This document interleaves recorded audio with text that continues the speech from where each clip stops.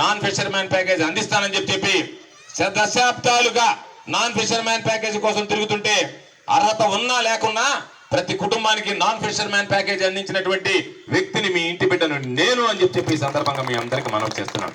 ఒకటారా మిగిలిపోయినా సరే వాటికి సంబంధించి ఇప్పటికే ప్రభుత్వం రెండో ఓటు మీ ఇంటి బిడ్డ అనేటువంటి నాకు అని చెప్పి మీ అందరికీ సందర్భంగా తెలియజేస్తూ వైఎస్ఆర్ కాంగ్రెస్ పార్టీని ఆదరించండి, జగన్మోహన్ రెడ్డి గారిని ఆశీర్వదించండి, మీ సంపూర్ణమైనటువంటి ఆశీస్సులు నాకు అందించి ఫ్యాన్ గుర్తు మీద ఓటు వేసి మూడోసారి మరలా మీకు సేవ చేసేటువంటి భాగ్యాన్ని ప్రసాదించండి అని పేరు పేరున చేతులు జోడించి సవినయంగా ప్రార్థిస్తూ మీ అందరి దగ్గర సెలవు తీసుకుంటున్నాను.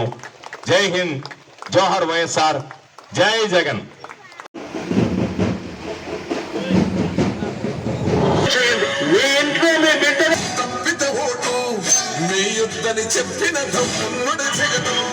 చెప్పిన మాట చెప్పినట్టుగా చేసిన మా రాజన్న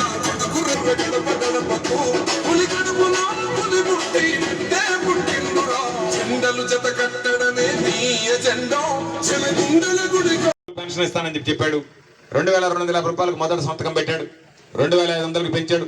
మొన్నటి దాకా 2750 రూపాయలు ఇచ్చాడు. జనవరి నెల నుంచి 3000 రూపాయలు అందిస్తున్నాడు. అంటే ఈరోజు 3000 రూపాయలు ఏ విధంగా ఇస్తున్నారు?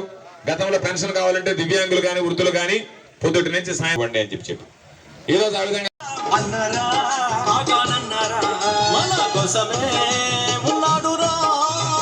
ఎగిరిందయ్యో వైఎస్ఆర్ ఫ్యాన్ బండి, ఎగిరిందయ్యో బండి, ఇది జగనన్న ఎత్తిన జెండా, ఇది విజయాన్నిచ్చే జెండా.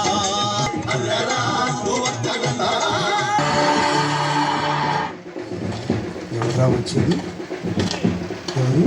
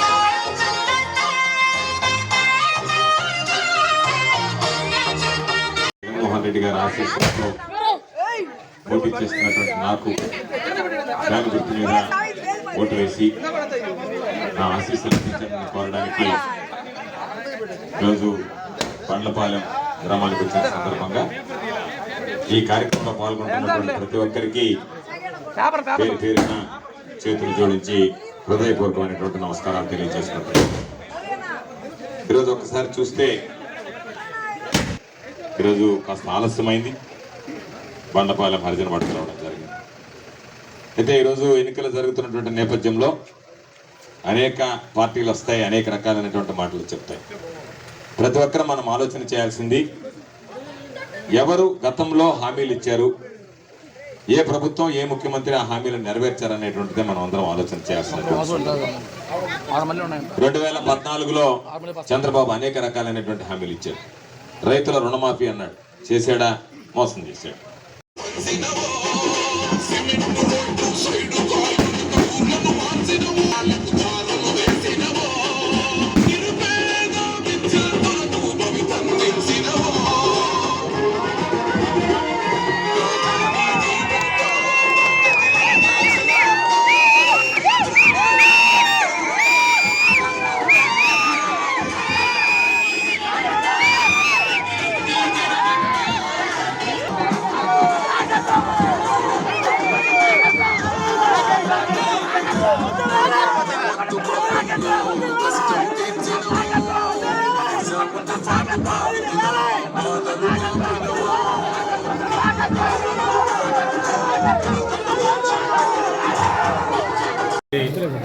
నియోజకవర్గానికి సంబంధించి మే 13వ తేదీ జరిగేటువంటి ఎన్నికలకి ప్రచారం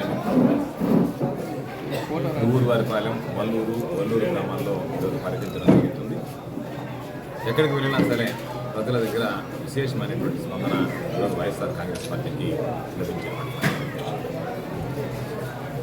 జగన్మోహన్ రెడ్డి గారి పర్యటన చూస్తున్నాం.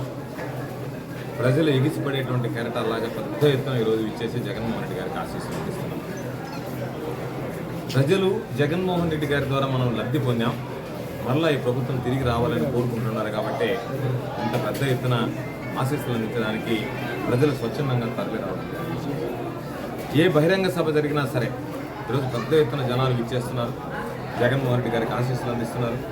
చంద్రబాబు నాయుడు ఎక్కడికి వెళ్ళినా సరే చంద్రబాబు నాయుడిని ప్రజలు ఈరోజు విశ్వసించే పరిస్థితి లేదు. జనాన్ని తోలిన చంద్రబాబు సమావేశాలకు జనం నిలబడేటువంటి పరిస్థితి లేదు. కాబట్టి దీన్ని బట్టే ఏ ప్రభుత్వం రాబోతుంది, ఎన్ని సీట్లతో ప్రభుత్వం ఏర్పడబోతుంది అనేటువంటిది ఖచ్చితంగా మనకు అర్థమైపోయింది. కాబట్టి సంక్షేమ కార్యక్రమాలు అందుకున్నటువంటి ప్రతి కుటుంబం జగన్మోహన్ రెడ్డి గారు ధైర్యంగా చెప్పగలిగాడు, మీ కుటుంబానికి నా పరిపాలనలో మేలు జరిగిందని భావిస్తేనే నాకు ఓట్లు. అంత ధైర్యంగా చెప్పినటువంటి ముఖ్యమంత్రి ఎవరు ఆంధ్ర రాష్ట్ర చరిత్రలో లేరు. కాబట్టి చాంతాడంత హామీలు ఇచ్చి 2014 ఎన్నికల్లో ఓట్లు వేయించుకొని రైతుల్ని, మహిళల్ని, అన్ని వర్గాల ప్రజల్ని మోసం చేసినటువంటి చంద్రబాబు నాయుడు కావాలన్నా, చెప్పిన ప్రతి హామీని నిలబెట్టి ప్రజలకు అండగా నిలిచినటువంటి జగన్మోహన్ రెడ్డి గారు కావాలన్నా అనేటువంటి నిర్ణయం తీసుకోనున్నటువంటి నేపథ్యంలో ప్రజలందరూ కూడా వైఎస్ఆర్ కాంగ్రెస్ పార్టీ వైపు జగన్మోహన్ రెడ్డి గారి నాయకత్వం వైపు మొగ్గు చూస్తున్నారంటే జగన్మోహన్ రెడ్డి గారు విలువలు, విశ్వసనీయతతో కూడి చెప్పినటువంటి మాటకు కట్టుబడి చేసినటువంటి వాగ్దానానికి నిలబడి ప్రజలకు అన్ని రకాలైనటువంటి సంక్షేమ కార్యక్రమాలు మేనిఫెస్టోలో పొందుపరిచినవి అందించగలిగాడు. కాబట్టి ఈరోజు జగన్మోహన్ రెడ్డి గారిని ప్రజలు విశ్వసించి మరలా ఇంకొకసారి అవకాశం ఇవ్వాలని కోరుతున్నాడు. పాపం మొన్నటి దాకా టికెట్ రాలేదు, టికెట్ వచ్చింది, అందరి వీళ్ళకి తిరిగి మీరు రాని అంటున్నాడు. పాపం ఎక్కడికి వెళ్ళినా సరే ఈ గ్రామం ఖాళీ అయిపోయింది, అయినా అయిపోయింది. తెలుగుదేశం పార్టీ ఖాళీ అయిపోయింది, ఎక్కడ ఏం లేదు, కనపడడం లేదు. ఎంత దారుణమైనటువంటి పరిస్థితి అంటే బుజుబుజి నెల్లూరులో ఓట్లు ఉండేవాళ్ళని తీసుకెళ్ళి కండువలేసి చేరిపోయారు అందరూ వైఎస్ఆర్ కాంగ్రెస్ పార్టీ నుంచి తెలుగుదేశం పార్టీలో. అంటే దానివల్ల ఏం ఉపయోగం జరుగుతుంది? దానివల్ల ఎవరిని మోసం చేస్తాను? నువ్వు మోసం చేస్తున్నావు, లేదా నిన్ను ఎవరైనా మోసం చేస్తున్నారేమో తెలియనటువంటి పరిస్థితి. కాబట్టి ఎవరైనా సరే ఒక గ్రామంలో నాయకుడు అనేటువంటి వాడు ఎవరు కూడా ఈరోజు సోమిరెడ్డిని కానీ, తెలుగుదేశాన్ని కానీ, చంద్రబాబుని కానీ వీళ్ళ ముగ్గురిని నమ్మి ఓట్లు వేసేటువంటి పరిస్థితులు లేదు. కాబట్టి తప్పనిసరిగా మరొకసారి ముత్తుకూరు మండలం మొన్న మెజారిటీ వచ్చింది. రేపు జరిగేటువంటి ఎన్నికల్లో భారీ మెజారిటీ సాధించేటువంటి దిశగా స్థానికంగా ఉండేటువంటి నాయకులు, కార్యకర్తలు అందరూ కూడా పనిచేస్తున్నారు. కాబట్టి ఈసారి ముత్తుకూరు మండలం అనేటువంటిది వైఎస్ఆర్ కాంగ్రెస్ పార్టీకి పెట్టని కోటలాగా తయారైంది.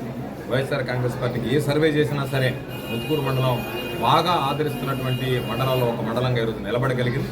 ఇది నేను అదృష్టంగా భావిస్తున్నా. తప్పనిసరిగా సోమిరెడ్డికి మరోసారి బుద్ధి చెప్పడానికి సర్వేపల్లి నియోజకవర్గ ప్రజలు, ముత్తుకూరు మండలానికి సంబంధించినటువంటి ప్రజలు, ఈ రోజు నేను తిరిగినటువంటి గ్రామాల ప్రజలు సిద్ధంగా ఉన్నారు. ఎందుకు ఆ మాట చెప్పగలుగుతున్నానంటే ప్రజల్లో వచ్చేటువంటి స్పందన. ప్రజల పాపం ఇంట్లో నుంచి మహిళలు పరుగున వచ్చి మనం అభిమానాన్ని చాటుకోవాలనేటువంటి ఆలోచనతో బయటకు రావడం అనేటువంటిదే ఒక పాజిటివ్. కాబట్టి ఆ పాజిటివిటీ అనేటువంటిది ప్రజల్లో ఉందంటే దాని అర్థం ప్రజలు ఈ ప్రభుత్వాన్ని కోరుకుంటున్నారు, జగన్మోహన్ రెడ్డి గారికి ఆశీస్సులు అందించాలనుకుంటున్నారు అనేటువంటి నిదర్శనం. తప్పనిసరిగా రాబోయేటువంటి రోజుల్లో వైఎస్ఆర్ కాంగ్రెస్ పార్టీ విజయం సాధిస్తుంది. 2,70,000 కోట్ల రూపాయలకి అనేక సందర్భాల్లో బటన్ నొక్కినటువంటి ప్రజల కోసం జగన్మోహన్ రెడ్డి గారికి రేపు జరిగేటువంటి ఎన్నికల్లో 2 బటన్లు నొక్కాలి, ఎంపీ అభ్యర్థిగా ఎమ్మెల్యే అభ్యర్థిగా అనేటువంటి ప్రజలు నిర్ణయానికి వచ్చేశారు. కాబట్టి వైఎస్ఆర్ కాంగ్రెస్ పార్టీకి ఘన విజయం సాధించడం ఖాయం. ప్రజలందరినీ కూడా కోరుకునేది సర్వేపల్లి నియోజకవర్గంలో భారీ మెజారిటీగా నాకు ఫ్యాన్ గుర్తు మీద ఓటు వేసి మరొకసారి 3వ సారి ప్రజలకు సర్వేపల్లి నియోజకవర్గ ప్రజలకు సేవ చేసేటువంటి భాగ్యాన్ని ప్రసాదించమని కోరుకుంటున్నాను.